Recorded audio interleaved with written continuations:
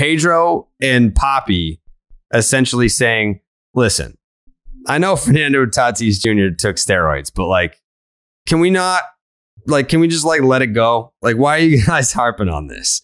Like I love them to death. Two of the biggest legends in baseball history.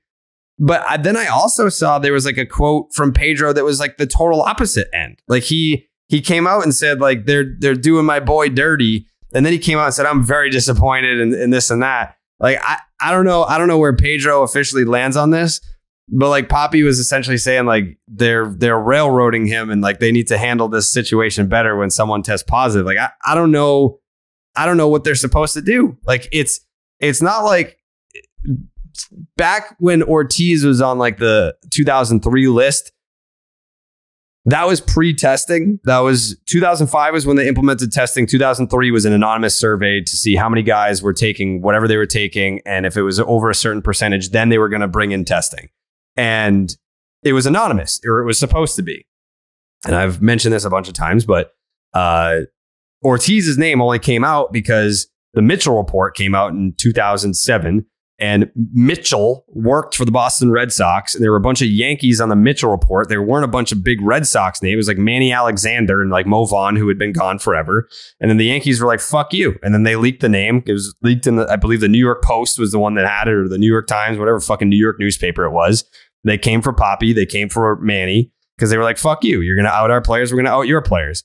And because of that 03 test, they never knew what they tested positive for, because the results were destroyed. It was like, yeah, that's a positive test. And then I think it was 2015 or 16. I think it was 16. It was Papi's final season. That's when Manfred came out and he was like, yeah, like people were testing positive for like supplements from like GNC on that 2003 test. Like they were popping for, like you could literally take something from GNC and that would flag as either a false positive, or like it didn't have to be like steroids. And Ortiz never tested positive. So I think he's probably coming from a place of like, I know what it's like to have your name and your reputation smeared when you didn't necessarily take something illegal. But in the case of Tatis, it was an anabolic steroid. Like, what are we talking about? Like, it's not a fucking ringworm. Like, I know what the excuse was. Like, it was ringworm, but like you don't use anabolic steroids to cure ringworm. That's what it was. That's what he tested positive for. It's just very weird timing, considering the last time before Fernando Tatis Jr.'s rehab assignment, the story was that his wrist was not healing properly, that he was having a hard time. You know, the Padres expected him to have healed quicker than he was. I wouldn't be surprised at all if Fernando Tatis Jr. trying to get back, just trying to get his body right. Steroids don't help that. Like steroids don't help bone growth. They don't like they help you get bigger, stronger, faster. But like HGH is what you would take. Like that's what Andy Pettitte got caught for. Like Andy Pettitte was taking HGH to heal from like a knee injury or whatever it was. Like that explanation I can live with. I can sit with that and be like, all right, yeah, guy's older. He's trying to get back on the field and heal faster. Fine. But if you're taking a steroid, that's not to heal faster. It's just, the question is, it's like, has he been able to get through these periods based on luck? Like, you know, he goes and says, you know, in spring training, like I was tested. There was proof that I didn't, you know, pop positive.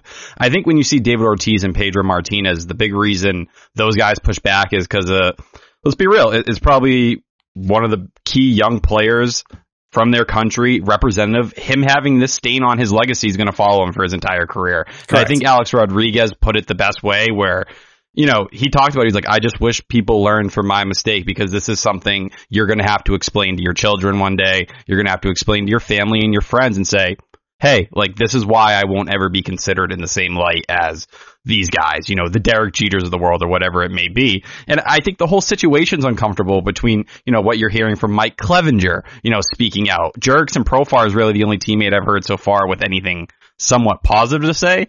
And then the video comes out of him today, like his entire church was praying for him. That was, so his mother responded to that and said that that's from 2021. Oh, so that is an old video. Mm-hmm. Yeah, so like that added to the weirdness, but then you have his brother go and make that post today, kind of, you know, taking shots at Pedro. And we played the clips on Zolak and Bertrand back and forth a bit. His brother said something about Pedro? Yeah, that was the Instagram post that came out What today. did it say? Because it was in Spanish, right? Yeah, he basically was like, Pedro, I got so much respect for you, but why wouldn't you come and say these things to him?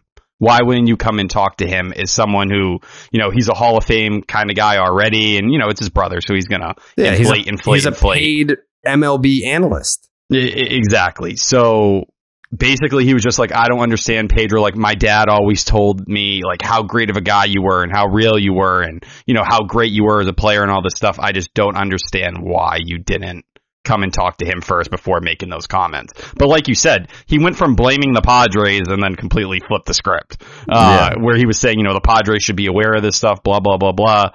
I don't know. There's just a lot of weirdness around the situation. And I think how the organization is speaking about him, and now with Juan Soto there, it really does raise questions, because at the end of the day, there's only so many $300 million contracts you can hand out. Tatis already has one. But do they look at him in a different light now and say, hey, this is a guy, we don't believe we can build around, because between the motorcycle accidents and this, it doesn't seem like he has a lot of friends in that clubhouse right now. Yeah. At least he's got jerks in profile, though. A couple things here I'd like to shine some light on as far as inside the clubhouse. One, especially a guy like Tatis, like everything that enters that man's body is coming from San Diego. If he were to go get something from outside of that, he's doing it for a reason. Two, who he's getting that from isn't always the smartest guy. So he may have been, led to believe that this is going to help him recover quicker. And this guy that he got from is just a moron. So he's not going to a trained specialist. He's going to some guy that is, the steroid game is a weird fucking game where you get, not that I ever did them, but it's you don't get them from like your doctor that comes into the clubhouse, or the 7 doctors that come into the clubhouse. So that's another thing. And then the other thing, when we're talking about going after Pedro and stuff like that, I mean, fuck off, honestly. Like you took steroids and now you're mad at me for saying something bad about you. Like, you made your fucking bed. Now you got to line it. So it's not for ringworm. It's ridiculous. You took steroids trying to heal better. It was the case, trying to heal better. You're a moron because you took the wrong fucking thing, and now you got caught for this.